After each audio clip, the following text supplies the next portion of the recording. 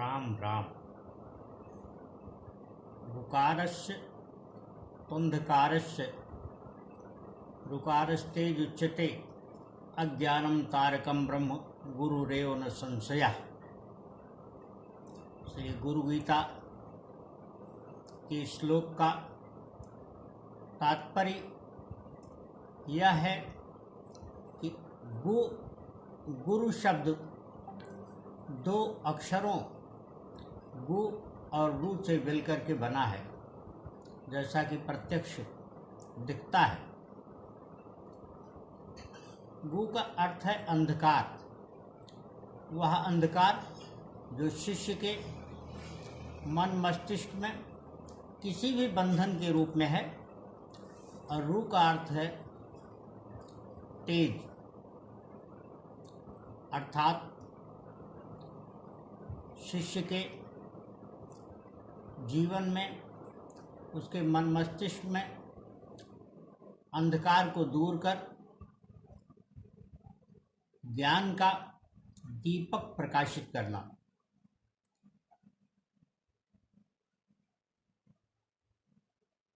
गुरु ही वह शक्ति है, गुरु ही वह सत्ता है जो शिष्य के मन मस्तिष्क से अंधकार को, किसी भी प्रकार के बंधन को समाप्त करते हुए उसके मन में, मस्तिष्क में ज्ञान का दीपक प्रज्वलित करता है और उसे ज्वाजल्यमान बनाता है।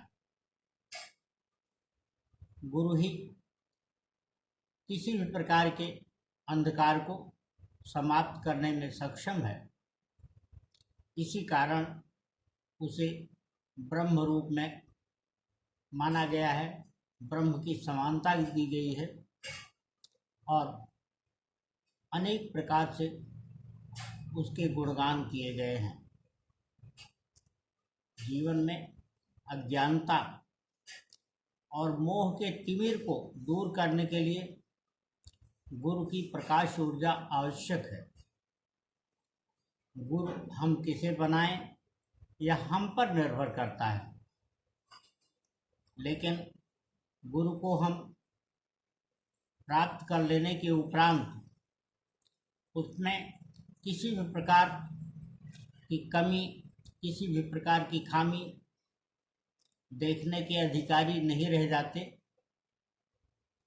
अतएव हमें सदा ही गुरु का चयन करते हुए सबसे पहले उसके तेज को देखना चाहिए और उसके तेज से प्रभावित होकर के ही उसका चयन करना चाहिए। गुरु वह नहीं होता है जिसके पास बहुत सारे लोगों का अंबार हो। गुरु तो वह है जो कुछ बहुत अच्छे श्रेणी के लोगों को अपने साथ लेकर के, अपने पास लेकर के उन्हें प्रकाशित करता है।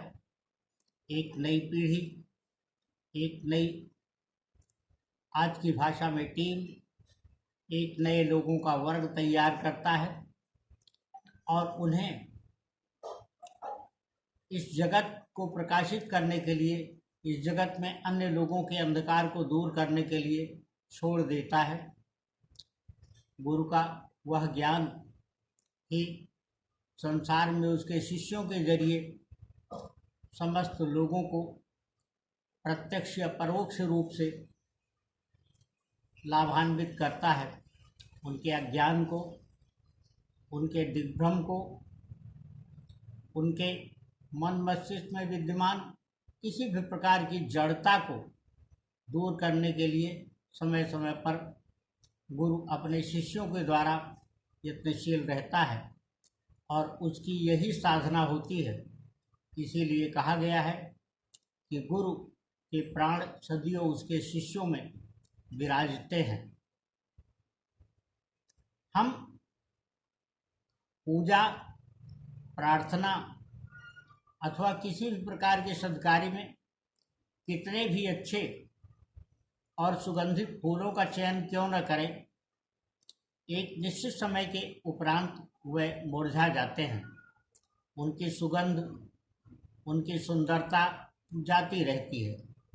लेकिन हम अगर पूजा या अपनी इस प्रकार की किसी भी क्रिया में अपनी श्रद्धा को पुष्प बना ले, अपनी निष्ठा को पुष्प बना ले और आस्था को अडिग रखते हुए निरंतर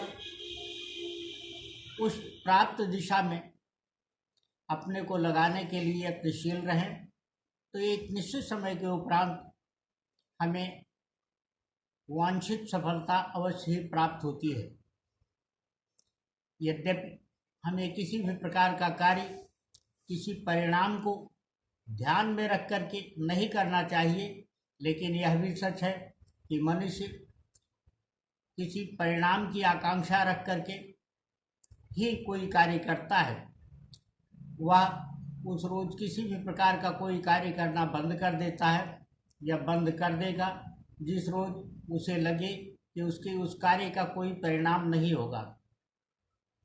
लोग अनेक प्रकार से गीता के इस श्लोक की व्याख्या तो करते हैं, समझने और समझाने का यत्न करते हैं कि हम जो कुछ भी करें उसके परिणाम की चिंता न करें, किंतु बगैर चिंता के मनुष्य किसी भी प्रकार के कार्य को करने के लिए प्रेरित नहीं होता, उसमें लगना नहीं चाहता।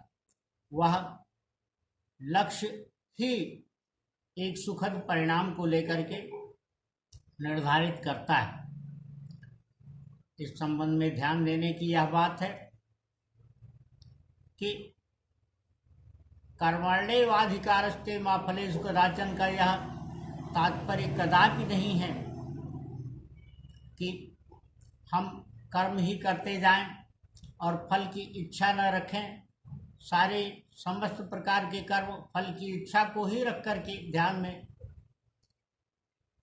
आगे किए जाते हैं, किंतु अगर हम इस प्रकार की इच्छा को इस तरह से लें कि हम उस इच्छा के परिणाम में लिप्त न रहें, इच्छा के परिणाम से तब हमें किसी भी प्रकार की कोई चिंता नहीं होगी और हम जो कार्य करेंगे उसके परिणाम पर हमें संतोष होगा।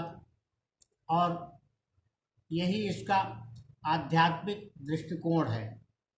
इस श्लोक का वास्तव में अर्थ जितनी बार इसको पढ़ें, जितनी बार इसको समझें, उतनी बार अलग अलग प्राप्त होता है और वह प्राप्ति हमेशा एक नई दृष्टि देती हुई लगती है, एक नई दृष्टि हमें प्राप्त होती है। लेकिन हमें हमेशा यह भी ध्यान में रखना चाहिए कि नई दृष्टि प्राप्त होने के उपरांत उसकी सार्थकता तभी होगी जब हमें उस दृष्टि पर अमल करते हुए लोग देखेंगे और पाएंगे। अपेक्षा किसी भी प्रकार की नहीं करनी चाहिए, वह परिणाम की ही अपेक्षा क्यों न हो, किसी अच्छे से अच्छे कार्य की।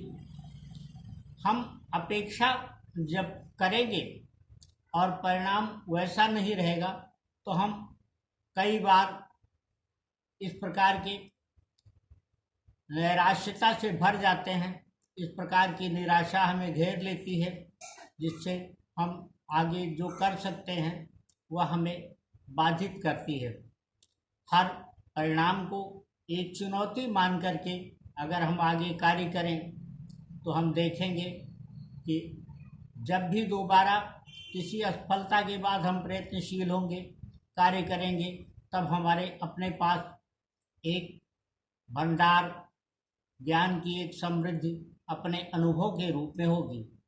उस अनुभव को और उस अनुभव के प्रकाश में हम अगर आगे बढ़ेंगे तो हम निश्चित तौर पर इच्छित या यत्नशील परिणाम को प्राप्त करने में समर्थ होंगे। हमें हमेशा यह ध्यान में रखने की आवश्यकता है कि परिणाम होते ही इसलिए हैं कि उनके लिए हम अपने को समर्पित कर दें, एकनिष्ठ होकर के उसमें लग जाएं, और उसके लिए जब तक वह परिणाम किसी भी रूप में अपेक्षित या अनपेक्षित, आकांक्षा के अनुकूल या आकांक्षा के विपरीत न मिल जाए, तब तक उसके लिए लगातार यत्नशील रहें।